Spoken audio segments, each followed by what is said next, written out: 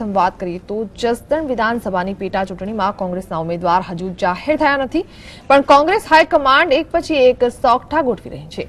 ત્યારે ધોરાજીના ધારાસભ્ય લલિત વસોયાએ પણ પેટા ચૂંટણીનું ફોર્મ ઉપાડતા રાજનીતિમાં નવી અટકણોનો દોર શરૂ થયો છે। જસદણ બેઠક પર કોડી બાદ પાટીદાર મતો નિર્ણાયક છે, ત્યારે વસોયાએ ફોર્મ ઉપાડવા નવી જ ઉત્તેજના ફેલાવી છે। લલિત વસોયાએ હાઈકમાન્ડના આદેશથી ફોર્મ ઉપાડ્યું છે। આમ તો કોંગ્રેસે તમામ 5 દાવેદારોને ફોર્મ તૈયાર રાખવા કહ્યું છે, ત્યારે હવે મેન્ડેટ કોને આપે તે જોવું રહ્યું। તો આ વિશે વધુ માહિતી આપી રહ્યા છે અમારા સંવાદદાતા રવિ। લલિત વસોયાએ પણ ફોર્મ ઉપાડ્યું છે, જસદણ બેઠકને લઈને શું છે જાણકારી?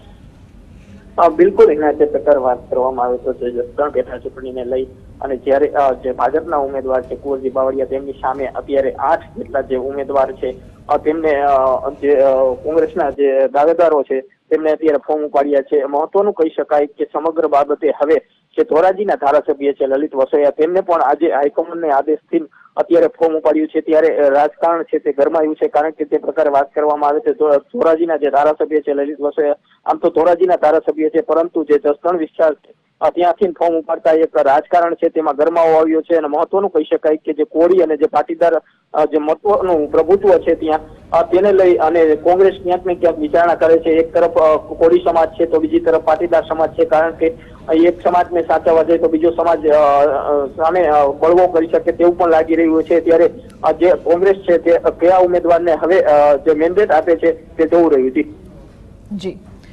જી આભાર। તો કોંગ્રેસના ધારાસભ્ય લલિત વસોયાએ પણ ફોર્મ ઉપાડ્યું છે, જેના કારણે અનેક સમીકરણો રચાયા છે। જોકે હવે કોંગ્રેસ કોને મેન્ડેટ આપે છે તે જોવું રહ્યું, કારણ કે અનેક લોકોએ આ બેઠક પરથી ફોર્મ ઉપાડ્યા છે। ત્યારે પાટીદાર વોટ બેંક પણ કબજે કરવા માટે લલિત વસોયાએ ફોર્મ ઉપાડ્યું હોવાનું ચર્ચામાં છે।